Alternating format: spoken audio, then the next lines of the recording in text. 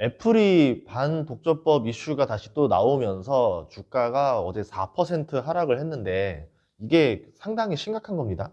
근데 이제 많은 사람들이 이게 왜 심각한 건지 몰라서 말씀을 한 번 더 드리려고 해요. 미국에서 반독점법에 대한 이슈에 한 번 걸리면은 기업이 정말로 쪼개질 수도 있고 뭐 설령 살아남는다 하더라도 향후 성장성에 많은 차질을 겪을 수가 있어요. 특히 지금 애플 같은 경우는 전기차 산업도 포기했었죠. 성장 산업 하나를 포기했습니다. 그때 100조 넘게 투자를 한 다음에. 그리고 AI에서 뭔가 모습을 보여주지 못하고 있고, 미국과 중국 간의 갈등이 심해지고 중국 내에서 신토부리, 그러니까 그 자기네 자국산 물건을 쓰자라는 분위기가 점점 강화되면서 샤오미가 1위로 등장했어요. 중국 내 소비로 보면은. 그러면 이제 애플 아이폰 시장은 점점 밀려가고 있죠.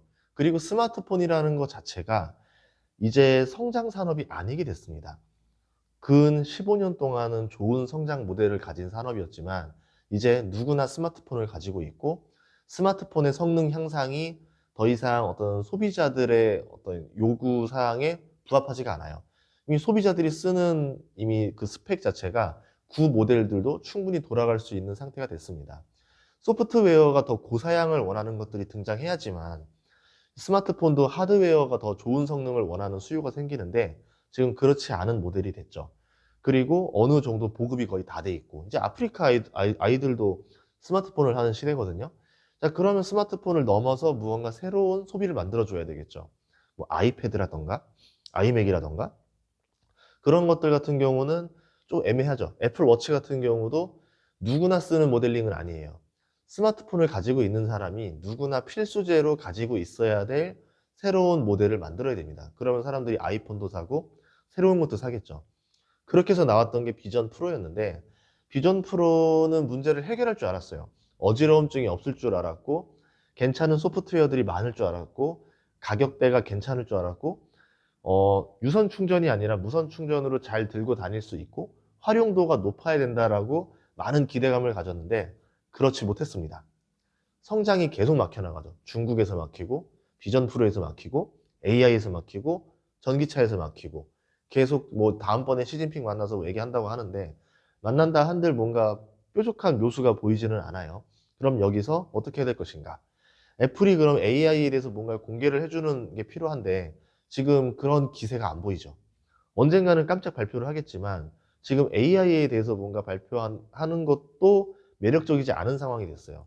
반독점법 이슈가 다시 나온 건데 구글의 안드로이드와 좀 다른 게 있습니다. 구글의 안드로이드는 개방형이에요. 어느 제조사든지 쓸 수 있게 만들어 놨어요. 물론 이것도 해석에 따라서 구글도 공격할 수 있습니다.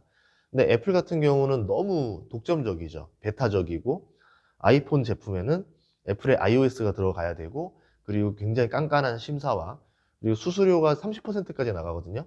물론 이제 좀 낮춘다 해서 17%까지 낮춘다라고 하는데 그렇다 하더라도 애플이라는 생태계 자체가 다른 모델이 들어와서 넣을 수가 없잖아요. 그러니까 아이폰에 안드로이드를 탑재하진 않을 거 아니에요. 포기할 수가 없는 상황이고 그렇게 되면은 계속 이 소송에서 공격을 당할 수밖에 없습니다. 물론 이제 이 사례가 마이크로소프트랑 지금 많이 비교가 되고 있는데 미국 법무부에서도 이 마이크로소프트 사례를 얘기하면서 공격을 했어요. 마이크로소프트 사건에 대해서 이야기를 좀 하자면은 1990년도 중반에 인터넷에 접속할 수 있는 그 프로그램은 익스플로러가 아닙니다. 넷스케이프라 그래가지고 그 좋다 그 항해하는 모양이 있죠. 이거 타 모양처럼 돼 있는데 이게 점유율이 거의 대부분이었습니다. 그런데 윈도우가 보면서 아 인터넷 시장이 엄청 커지네. 닷컴 버블 전이었었죠. 우리가 어떻게 해야 되냐면 윈도우는 누구나 쓰고 있으니까 윈도우의 익스플로러를 자동으로 탑재해서 패키지로 팔자. 그렇게 들어간 겁니다. 그러니까 이제 나중에 2000년도 중반쯤 됐을 때는 넷스케이프 점유율은 거의 사라지고 익스플로러가 됐죠. 유료와 무료의 차이 같은. 그러니까 어떤 그 OS를 가지고 있는 자가 강매를 해서 밀어붙여서 타사를 밀어버리는 행위. 공정 경쟁을 무너뜨리는 행위. 이거를 조금 더 해석해보면 어떤 느낌이랑 비슷하냐면 록펠러가 했었던 스탠다드 오일이라는 회사가 있어요. 그게 반독점법으로 34개로 쪼개졌습니다. 어떻게 했냐면요. 록펠러가 뭐 우리한테는 되게 좋은 자선 사업가로 알려져 있지만 사업은 진짜 못되게 했거든요. 철도를 통해서 자기가 이제 그걸 투자를 통해서 철도를 좀 어떻게 거의 전용했다? 이걸 나만 쓴다? 나만 되게 싸게 쓴다? 라는 개념입니다. 그래서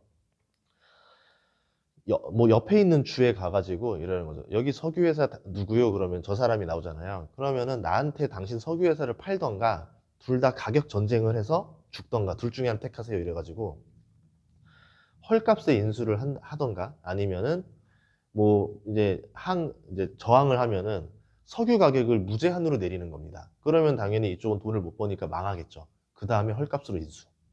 그런 식으로 석유 회사들을 통일한 거예요. 그렇게 해서 나온 게 록펠러의 스탠다드 오일입니다. 결국 뭡니까? 공정하지 않은 수단으로 경쟁사를 망하게 하는 행위가 반독점법의 근간이다 보시면 됩니다. 익스플로러 때문에 넷스케이프가 망하게 생겼다. 애플의 iOS 때문에 다른 생태계가 들어올 수 없게 돼 있었고 다른 개발자들이 30%씩 수수료를 내야 되는 불공정에 처해졌다. 그거에 동의하지 않으면 애초에 팔 수 있는 기회를 주지 않았다라는 겁니다. AT&T라는 회사도 통신회사였는데 이것도 비슷한 구조예요. 스탠다드 오일처럼 좀 불공정한 형태로 됐었어요. 대표적으로 통신을 하려면 네트워크 장비가 있어야 되잖아요. 그 장비를 안 줍니다. 경쟁사에다가. 그럼 경쟁사는 장비가 없으니까 통신 사업을 할 수가 없죠. 그런 식으로 인수, 경쟁 이렇게 나가면서 사업을 키웠고 나라에서 8개로 쪼개버렸죠. 지역 단위 사업자로 막 쪼개가지고 쪼개졌다가 나중에 다시 이제 뭐 다른 통신사로 판매된 데들도 있고 AT&T가 다시 인수해가지고 몸집을 키워놓기도 하고 그렇게 된 사례가 대표적으로 2개가 있었거든요. 마이크로소프트도 제가 좀 기억 헷갈리는데 2개 아니면 8개로 쪼개려 했었어요. 그러니까 이제 그 법원에서는 2개로 쪼개야 된다 이랬던 거고 다른 뉴스에서는 8개다 이런 얘기 있었는데 마이크로소프트가 쪼개지면 어떻게 쪼개질까? 예를 들어서 마이크로 이제 운영체제 회사 뭐 아니면 오피스 회사 뭐 그런 식으로 나눠지지 않았을까 싶기도 합니다. 어쨌든 마이크로소프트가 여기에 대해서 어떻게 이제 항소를 했냐면 저 판사가 사생활이 문제가 있는 사람이던데 과연 저 사람 말을 믿어도 되는가 뭐 이런 식으로 소송도 걸고 그리고 그 판결문에 대해서 이건 조금 약간 절차적인 문제가 있는 것 같으니까 이거는 무효다 이런 식으로 소송도 걸고 그리고 마이크로소프트가 분할된다는 것 자체는 기술의 성장성에 대해서 엄청나게 저해하는 행위라 기술의 퇴보를 가져온다. 한마디로 이런 거 대마불사죠. 우리 분해하면은 미국이란 나라가 멀쩡할 것 같아. 막 이런 식으로 협박도 하고 막 이렇게 해가지고 결국 쪼개지지 않았습니다. 그 과정에서 빌 게이츠는 이제 은퇴를 하고 재단을 만들고 기부를 한다. 뭐 이러면서 이제 그 좋은 모델링을 보여주려고 노력도 했었던 거고요. 그리고 재단이라는 게 이게 굉장히 뭐 되게 좋은 의미로 보이지만 미국에서 재단은 그렇진 않아요. 그러니까 어, 상속의 개념인 거죠. 그냥 주면 상속세가 나가는데 그렇지 않고 재단을 만들면은 세금을 아낄 수가 있죠. 그리고 재단을 통해서 계속 어떤 사업들을 영위해 나갈 수도 있습니다.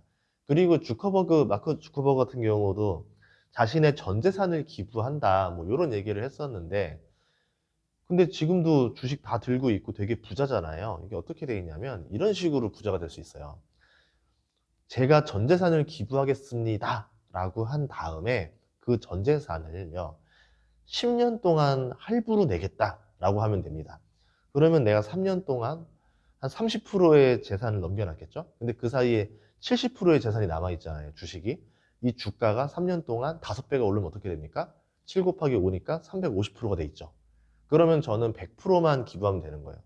10년 전에 약속했던 자산의 100%만 하면 되는데 자산이 몇 배로 불어나 버리면은 저는 그건 비례해서 주는 게 아니잖아요.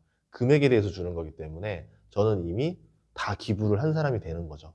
뭐 이런 형태로 된다 보시면 될 것 같아요.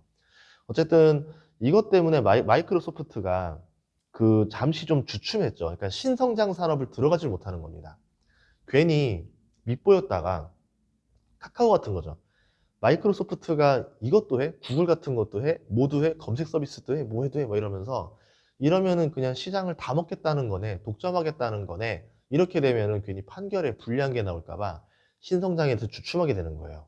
그러면 이번에 애플 같은 경우도 애플카를 해야 되는데 이 반독점법의 이 분위기 심상치 않거든요. 미국에서도 판결하고 유럽에서도 판결했을 때 뭐 잘 안 나오게 되면은 어쨌든 굉장히 사업이 쪼그라들게 되니까 그냥 조심하는 게 낫다는 거죠. 그래서 애플카 정리한 것도 그런 게 있지 않는가. 그리고 AI 같은 경우도 뭔가 지금 한마디로 나대기가 조금 좀 모호한 상황이 아닌가 이렇게 보고 있습니다. 그런 점에서 만약에 애플이 주춤하게 되면은 그 틈을 또 치고 들어오는 새로운 또 생태계의 강자들이 나올 수도 있다라고 보거든요. 만약에 마이크로소프트의 그 익스플로러 같은 경우는 넷스케이프를 완전히 괴멸시킨 다음에 이렇게 되니까 뭐 경쟁사가 나오지 않았다. 뭐 나중에는 결국 크롬이라는 게 나오긴 했지만 이번에도 애플이 휘청거리면 안드로이드가 굉장히 득세를 하겠죠. 구글이 AI로 치고 나갈 수도 있고 스마트폰 운영체제에서 조금 더 강점을 가져갈 수도 있을 거고 그리고 전기차 시장에서 애플이 주춤하는 바람에 다른 회사들이 그 생태계로 들어올 수도 있을 거고 뭐 여러 가지 틈이 벌어질 것 같아요. 그러면 향후에 소프트웨어 회사들 중에서 그 틈을 치고 들어올 만한 회사들을 잘 지켜보는 것도 투자의 아이디어가 되지 않을까라고 생각을 합니다. 그럼 애플이 이 문제를 해결하지 않으면 어떻게 되느냐? 마이크로소프트 98년부터 한 2005년, 2007년 정도까지 주가를 한번 보세요. 상태가 그렇게 좋지 않거든요. 그러니까 이제 그런 모델이 나올 수도 있다라는 거죠. 뭐 버핏이 약간 팔았다고 하는데 그 정도가 크게 의미 있는 건 아니고 버핏도 스마트폰이라는 거는 이제 필수 소비재가 돼서 사람들이 주기적으로 계속 바꿔야 되는 소모품이 됐잖아요. 그런 의미로 봤을 때는 매출이 막 급락하거나 그런 일은 없겠지만 신성장이라는 거를 이제 몇 년 안에 보여주지 않으면 안 되는 상황에서 지금에 나온 이슈는 꽤나 아프다. 다른 뭐 마이크로소프트나 지금 뭐 메타라던가 뭐 저기 뭐 아마존이라던가 이런 회사들은 지금 뭔가 모델을 잘 보여주고 있는데 못 보여주고 있는 게 굉장히 안타깝죠. 예, 그래서 어제 마이너스 4%는 그만한 이유가 있었다. 그리고 뭐 이게 한 번에 다 완전히 급락하는 모델은 아니겠지만 애플 주가가 다시 반등을 주려면 지금 빅테크들 기업들 대비 주가가 안 나오는 게 이제 애플이랑 테슬라거든요. 어쨌든 애플이 뭔가를 다시 성장세를 보여주려면 이대로는 안 된다. 무언가를 보여줘야 된다. 근데 하필 법이 발목을 잡고 있다. 상당히 난처한 상황이라는 거죠. 여기서 만약에 버핏의 매도까지 나온다 그러면은 투심이 완전히 줄어들겠죠. 이런 우려들도 보시면서 체크를 해야 되지 않을까 생각합니다. 다음 시간에도 좋은 정보로 찾아뵙겠습니다. 구독과 좋아요, 알림 설정 부탁드리고요. 주말 잘 보내시고 다음 주에도 또 화이팅 해서 투자하시길 바라겠습니다. 코스피가 이제 3천에서 얼마 안 남았어요. 개인적인 마음으로는 이번 3월 안에 3천 돌파하길 좀 바라고 있는데 뭐 그렇게 되길 바라도록 하겠습니다. 다음 시간에 뵙겠습니다. 고맙습니다.